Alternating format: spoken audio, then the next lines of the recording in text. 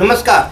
आज जो खबर हम आपको दिखाने जा रहे हैं यकीनन आपको बेहद हैरान कर देगी कि वसई विरार शहर महानगर पालिका क्षेत्र के अंतर्गत एक क्षेत्र ऐसा भी है जहां पर शौचालय न होने के चलते महिलाओं को शौच के लिए बाहर जाना पड़ता है, जहां पर विपरीत परिस्थितियों का सामना करते हुए बेहद मुश्किल हालात में इन महिलाओं को बारंबार शर्मिंदगी के दौर से गुजरना पड़ता है, बेइज्जत होना पड़ता है, क्योंकि वहां पर पहले से ही घात लगाए कुछ असामाजिक तत्व शौच के लिए आने जाने वाली महिलाओं को देखकर फब्तियां कसते हैं, सीटियां बजाते हैं, तालियां बजाते हैं और जिस किसी ने भी महिलाओं पर होने वाली ज्यादती के खिलाफ आवाज़ उठाने की कोशिश की तब उस पर होता है लाठी और डंडों से जानलेवा हमला। वसई के वालियो पुलिस स्टेशन अंतर्गत शौच के लिए गई महिला से छेड़छाड़ करने का सनसनीखेज मामला प्रकाश में आया है, जहां शिकायत करने पर आक्रोशित असामाजिक तत्वों द्वारा फरियादी पर जानलेवा हमला किया गया। आपको बता दें कि एक तरफ तो हमारे देश के प्रधानमंत्री स्वच्छ भारत मिशन के तहत गांव-गांव में शौचालय बनवा रहे हैं, वहीं पालघर जिले के वसई अंतर्गत आने वाले चिंचोटी के लोहारपाड़ा आदर्श नगर में 300 के लगभग मकान हैं, जिसमें मात्र कुछ ही मकानों में शौचालय की सुविधा है, जिसके चलते बाकी के घरों की महिलाओं व पुरुषों को शौच के लिए बाहर जाना पड़ता है, जहां इन बहु बेटियों व महिलाओं को क्षेत्र के असामाजिक तत्वों की छेड़छाड़ का शिकार होना पड़ता है। आपको बता दें कि 1 अप्रैल 2021 की शाम 7 बजे के आसपास वहीं रहने वाला राजेश वर्मा काम से अपने घर लौटा ही था कि घर की महिलाओं ने बताया कि जब वे कुछ महिलाएं शौच के लिए गई थी तो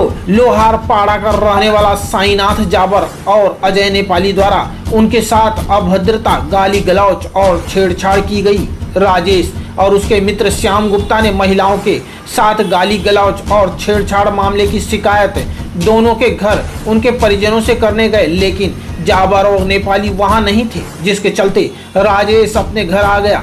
रात्रि 8:30 बजे के आसपास साईं जाबर, अजय नेपाली, सत्या जाबर, लोहार मामा का लड़का व अन्य 15 से 20 लोगों ने राजेश के घर लोहे की रोड तथा बांस की लकड़ी को लेकर हमला कर दिया तथा सभी लोग राजेश को गाली देते हुए मारने पीटने लगे। वहीं इसी बीच राजेश को बचाने पहुंचे उसके पड़ोसियों को भी ये लोग बुरी तरह पीटते रहे। यही नहीं, जब घर की महिलाएं भी उन्हें बचाने सामने आई तो ये हमलावर उनके साथ भी गाली गलौज करते हुए बदसलूकी करते रहे। ऐसी जानकारी राजेश द्वारा दी गई। सर, हमारे यहाँ शौचालय नहीं है, 300 की बस्ती है गरीब, कुछ लोग के पास है, ज़्यादातर लोग के पास नहीं है। महिलाएं हमारी खुले में शौच रात को जाती हैं, वहाँ कुछ लोग चरसी लोग बैठे रहते हैं, रात को छेड़छाड़ करते हैं। महिलाएं आए और हमको बोलें तो मैं जो लोग बैठते थे उसमें एक साईनाथ जाबर करके है, मैं उनके घर पे गया, उनकी औरत को बोला, वो समय नहीं था, फिर मैं वापस चला आया। क्या आपने उनके औरत को बोला? मैं उनको बोला कि ये लोग जाके उधर बैठते हैं, हमारी महिलाओं को छेड़ते हैं। तो फिर मैं जब वहाँ से वापस आ गया बोल के, तो वो 15 से 20 लोग लेके आके मुझे हमला किया वो बंदे ने। फिर हमारे बाजू में 5 से 6 लोग मुझे छुड़ाने आए, उनके ऊपर भी हमला किया गया। फिर महिलाएं हमारी बाहर निकली छुड़ाने के लिए तो उनको अभद्र गालियाँ दी गई, उनको धक्का दिया गया।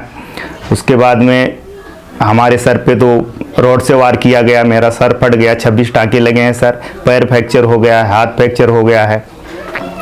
मेरे जो दोस्त हैं श्याम गुप्ता, उनके भी सर में टाँके आए हैं। रिजवान को मारा गया है, उनको भी चोटें आई हैं। विशाल कनौजिया को चोट आई है, राम आशीष कनौजिया को मारा गया है। फिर आप हॉस्पिटल में गए? सर हाँ, हॉस्पिटल में गया।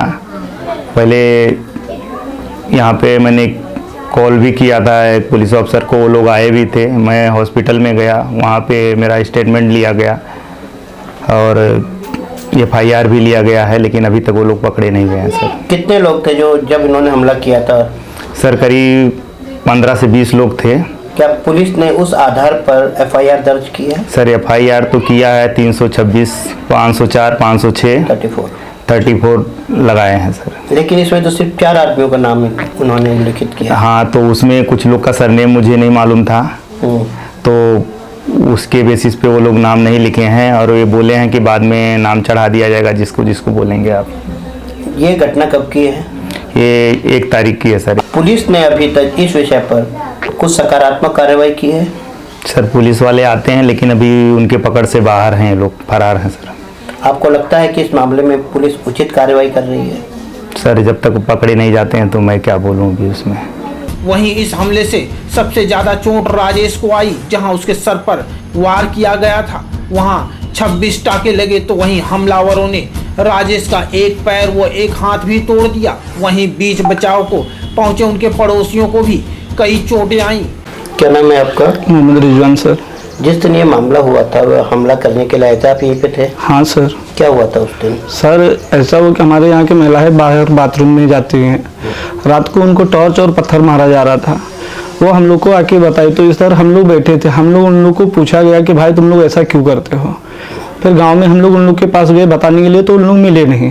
बाद में 7 बजे के बाद उन लोग रात को 10:30 बजे इधर आए। रात में हम लोग के ऊपर 15 से 20 जन मिलके हम लोग के ऊपर डायरेक्ट हमला किए और मारे भी, वर्मा जी को भी और हमें भी और श्यामू भाई को भी।